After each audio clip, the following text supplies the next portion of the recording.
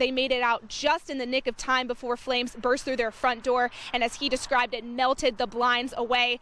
Just about an hour ago, that semi-truck nearly rolled over and began leaking diesel into the roadway. The tree did not hit any other structures. It didn't look like it hit any power lines, though it did fall through the fence of the house that you can see behind me. It's a project that's been in the works for about 3 years. It's still in the early stages, but city officials agree that something should be done with the empty space. Steve, Laurel, we are just minutes away from the kickoff of the 13th annual Big Sky Documentary Film Festival. People have been trickling through the doors for over an hour. Residents were woken up just about an hour ago to the smell of smoke and flames. And he gave me some details on what's going on out here. I'm just going to read those to you because it's brand new information to me just as it's coming to you. Now, this is the second day in a row we've reached out to the district for comment but have received no response. So instead, we talked to one parent who told us how he felt when his child's sensitive information was leaked to the public. You could see a thick black plume of smoke all across the horizon going from east to west. Now, the fire captain out here tells me that these types of fires are among the worst because they can take up to several days just to put out. So if you do live on the south side of Flathead Lake, you can expect to see this plume of smoke hanging around for the next several days. One real estate developer told me that 2 other buildings on this block are for sale. People say they're surprised to hear that because it's such prime real estate.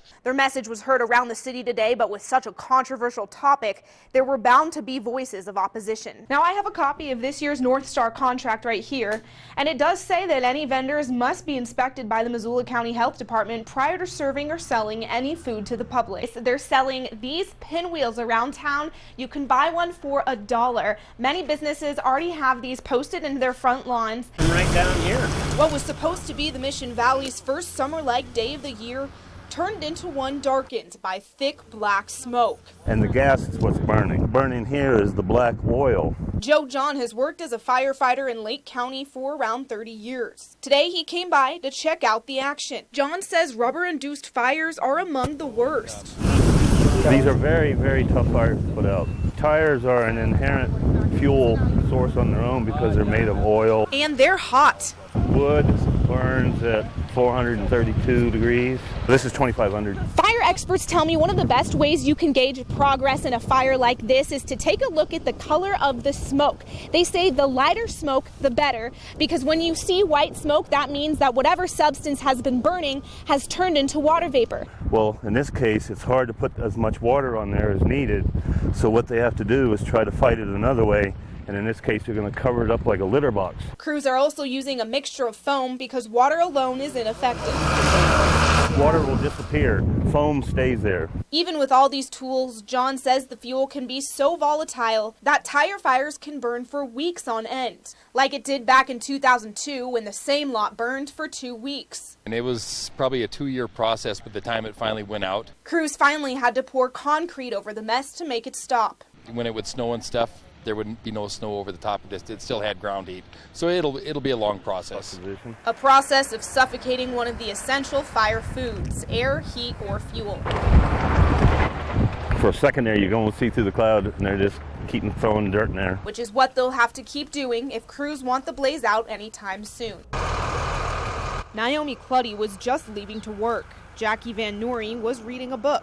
And Megan Lim was about to take her kids to school. About 7:30, we saw the diesel truck just doing probably about 80 down this road, and then we heard the sirens. It was like any other day on Dusty Lane until a stolen pickup truck out of Missoula ripped through the Clutty's frosted front lawn, leaving fresh brown tread marks in its path. And then I heard the truck really loud.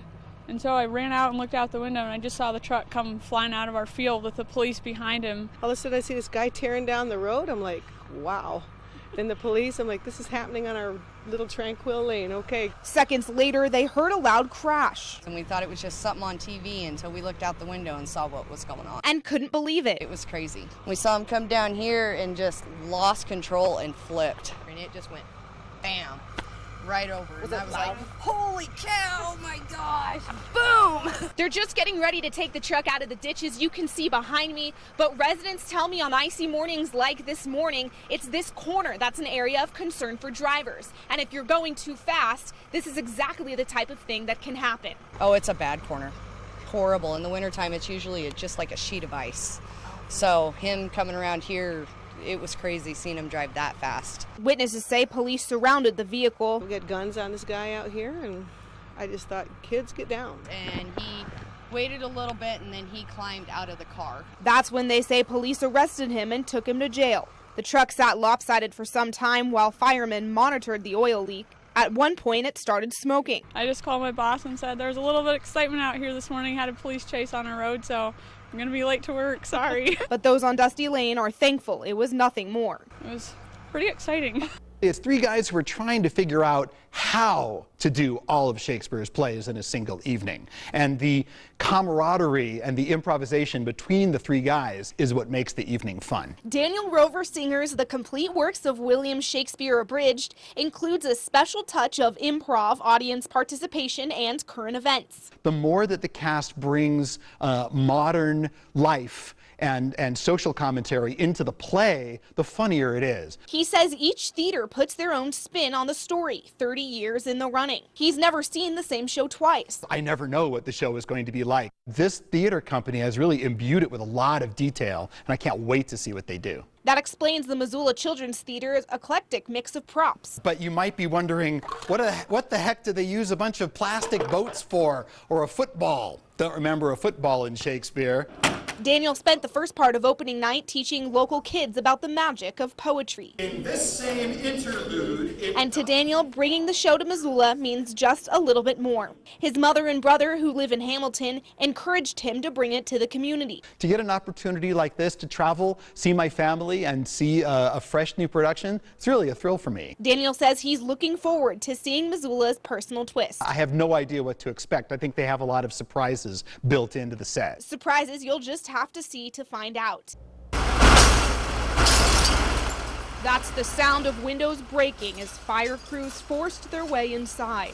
This was the scene Patty Creek residents woke up to Thursday morning. It smelled like burnt rubber. Smoke and flames seeped through their apartment doors. I didn't even bother opening the door, so I got my boys out the window. But not before seeing another man jump from the second story and land on rocks. People are forced to make a tough decision very quickly this morning. Emergency vehicles lit up the scene. You could just make out the black ash through the windows. That's what Christina Walters and her family crawled through to escape. I smelled something, and I was like, oh my gosh, and I just started freaking out. I started just crying. Christina's son told me they were able to escape in the nick of time through their window onto the roof of the carport, just as flames were bursting through their front door. As my mom was getting out, the blinds were literally melting in front of us. Thomas and his sister Hannah grabbed what they could. It was very scary. I was just really shooken up and I was crying a lot. And took the leap.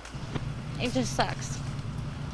They waited with neighbors in the rain and watched their home go up in smoke. The Red Cross came out to assist and passed out blankets. They helped one woman and her baby get diapers and salvage belongings. Fire officials say 4 of the 5 units are uninhabitable. We're still kind of in shock because our whole place is pretty much, lost.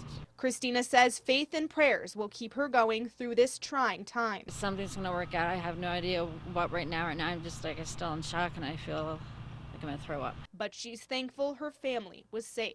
In Missoula, Montana MacLachlan, NBC Montana. Reporting live at the Y, Montana MacLachlan, NBC Montana. Reporting live in Missoula, Montana MacLachlan, NBC Montana. Reporting live on Patty Canyon Drive, Montana MacLachlan, NBC Montana. In Missoula, Montana MacLachlan, NBC Montana. Live in Missoula, Montana MacLachlan, NBC Montana. Live at Hellgate High School in Missoula, Montana MacLachlan for NBC Montana.